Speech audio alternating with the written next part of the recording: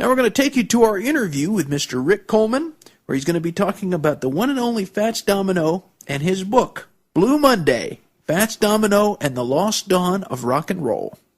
Ladies and gentlemen, our guest is Rick Coleman, and he is the author of the book Blue Monday, Fats Domino and the Lost Dawn of Rock and Roll. Thanks for taking a moment to talk with us. Thank you. Who is Rick Coleman? Well, I've been writing about New Orleans rhythm and blues for about almost 30 years now. I'm best known for writing the book on Fats Domino, which came out a few years ago. It's called Blue Monday, Fats Domino, and the Lost Dawn of Rock and Roll. And where were you born? I was actually born in Port-au-Prince, Haiti, because my parents were missionaries to Haiti in 1957 when I was born. They had been living in Louisiana. My mother's more or less from here originally. Consider myself a Louisiana man. Well, Rick, tell us, what kind of music did you listen to early on? Grew up in the 60s and 70s and was a big fan of rock and roll and the popular groups, the Beatles and Beach Boys and all the rock and roll groups, and that's a lot of my favorite music. And eventually, as I graduated from college, actually, as when I really realized the contributions that New Orleans had made to rock and roll, and I'd always been heavy into rock and roll history, so I decided I need to contribute to writing about New Orleans rhythm and blues, the rock and roll roots of New Orleans. So that's how I started writing in the early 80s about New Orleans rhythm and blues. I actually started doing radio documentaries at WWOZ Radio, and that graduated into writing for local magazines and then national magazines. A lot of album notes, liner notes, and then the book. So why write a book about Fats Domino? Why not? He was actually the most popular rock and roller of the 50s after Elvis Presley, and people have forgotten that, but it's absolutely true. Unfortunately, him, like a lot of rhythm and blues artists from the 50s and 40s especially, have been largely forgotten.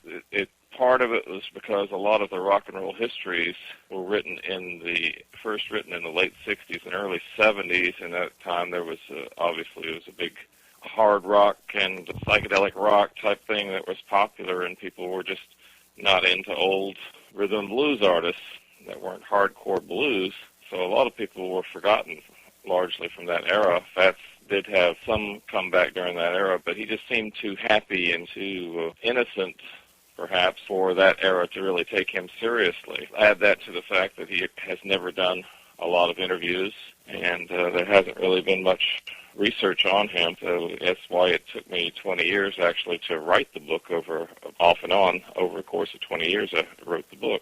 Can you take us back to the first time you met Fats Domino? Yes, it was in August of 1985. I actually lived above New Orleans, and there was a seafood festival going on, and I had written an article about the 30th anniversary of rock and roll, which at that time rock and roll was primarily dated from Rock Around the Clock by Bill Haley. Rock Around the Clock was certainly a landmark, and New Orleans had been contributing to the birth of rock and roll since the late 40s, even back as far as 1947 when Roy Brown first did Good Rockin' at Night in New Orleans, the song that popularized the word rock. And, of course, Fats Domino was a major part of that because he had recorded The Fat Man in late 1949 and several other major hits, stringing up to Ain't That a Shame, which was a landmark in some ways equal to Rock Around the Clock because he was the first black artist to make the top 10 with a rockin' song, and he actually paved the way for Chuck Berry, who followed shortly afterward with Maybelline, and Little Richard, who followed shortly after that with Tutti Frutti into the pop charts. All of those actually predated Elvis's debut in the pop charts with Heartbreak Hotel in early 1956. That led up to me meeting Fats at the Seafood Festival in 1955 because he liked the article that I'd written. Our special guest is Rick Coleman, the author of Blue Monday, Fats Domino, and the Lost Dawn of Rock and Roll.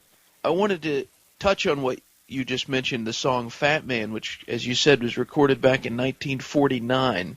Explain to the listeners why you and so many other R&B scholars think that that's a significant recording. The thing was that rhythm and blues in the late 40s, even in New Orleans, was kind of a mixed bag. There was there was very different types of blues. One strain of blues was risque. Another strain was very popish, kind of like a light cocktail blues, and both those styles were popular in New Orleans. But what the Fat Man really contributed to rhythm and blues was that it had a driving rhythm to it, almost a train-like locomotive sound that people had really rarely ever heard anything like that before. And it combined with Fats Domino's just utter exuberance in his vocal and his words that he sang, telling him, they call me the Fat Man because I weigh 200 pounds. All those women love me because I know my way around. And then after that, he actually did a scat part where he went wah, wah, wah, wah, wah, wah. People were just excited by that sound. It was a thrilling kind of thing. And truthfully, what it was that the two styles I mentioned earlier of rhythm and blues were for older audiences who had been sitting around in bars and drinking alcohol, and Fats Domino was like a new young generation coming in. He was 21 years old, and he just had this utter enthusiasm for the music, and it was dance music for a younger audience, and that kind of set the trend for what came with rock and roll a few years later. You've known Fats Domino for a long time. What is he really like? Oh, Fats is a wonderful guy. He's a really sweet man, but he's also a very private man. Doesn't go out too much. He doesn't, like I say, do interviews. He just he's kind of a simple man in a lot of ways. But he's once you get to know him, he's a delightful person.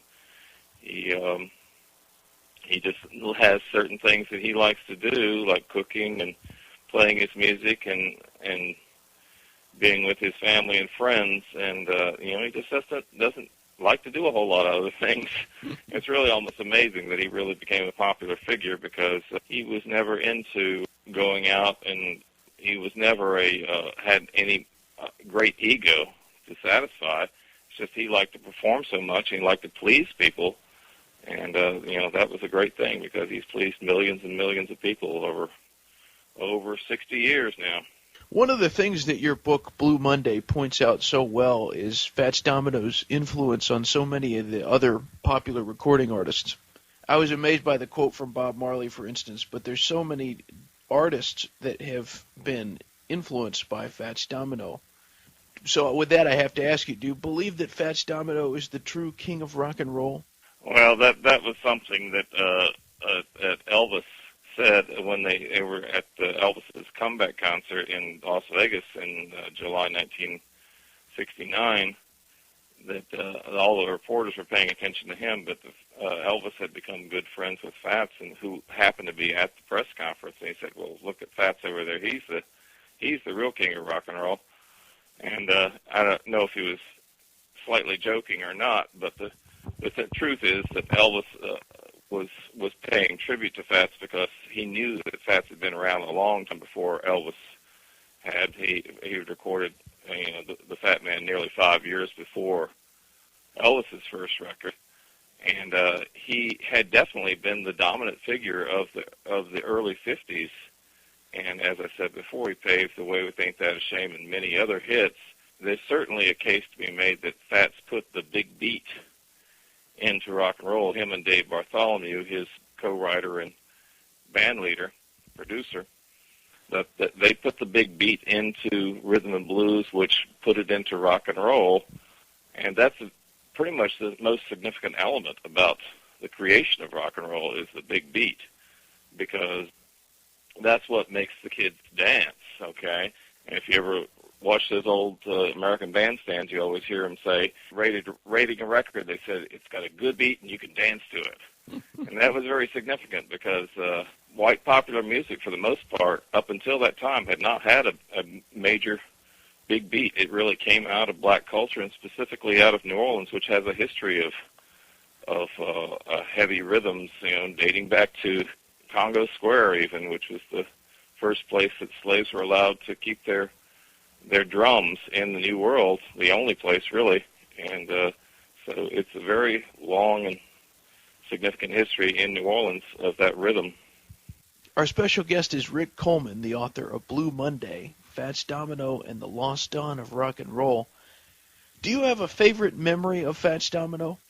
I was writing the book. I was really just hanging out with Fats, and we were fairly close at the time. And we still talk to him. He's still a sweet man. But then I was actually able to go with him to his concerts in his limousine occasionally. This particular time was at a Mardi Gras concert. I think it was 1992. He was taking two cars, and I don't remember if I think I was in the second car, and Fats was in the front car. Then he was playing a concert at the Superdome in New Orleans for Mardi Gras, and it was called one of these big parade crews, and it was called the Endymion Celebration. He was actually warming up for the Beach Boys that night, and so it was that was an incredible concert.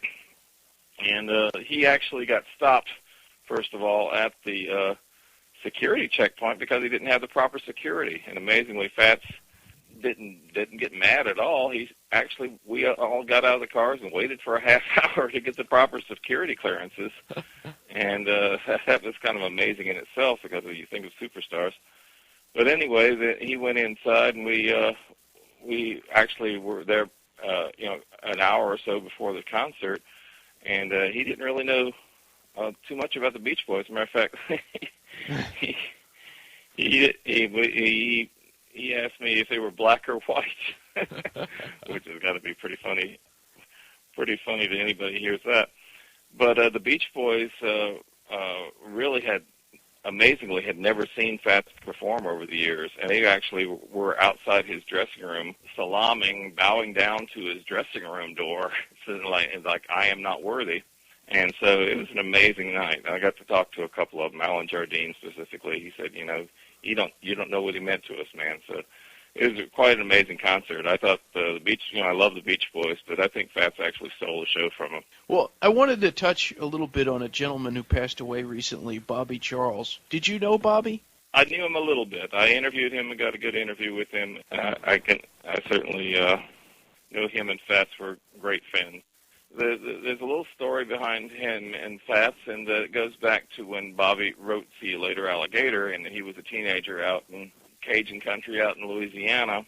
He had written this song based upon just some Cajun saying, which had also been used in jazz and various things. "See you later, alligator." The girl had told him, "After a while, crocodile," and that's how he said, "Wow, I'm going to write a song." So anyway, he took that to a concert where Fats was pretty much his idol at the time, as with a lot of Louisiana youngsters, teenagers, and especially out in Cajun country. They just ate him up.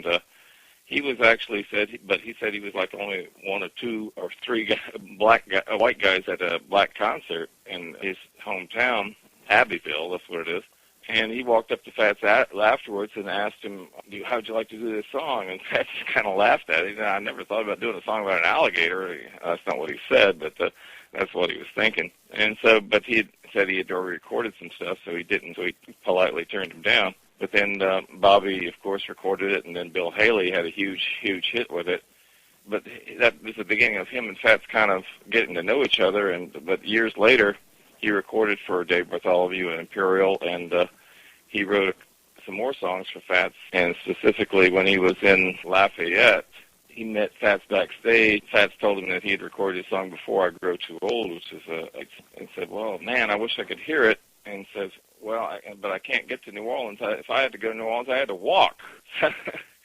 So he thought of that and said, "Wow, that's going to be a song too." So he wrote that song just later that night. And so, of course, that became a classic song for Fats, "Walking to New Orleans," and really kind of became the theme song after Katrina. It was used a lot, talking about New Orleans.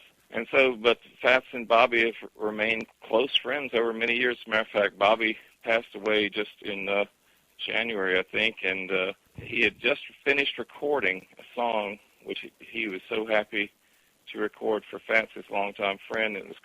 It's on his new album, his final album, called "Happy Birthday, Fats Domino."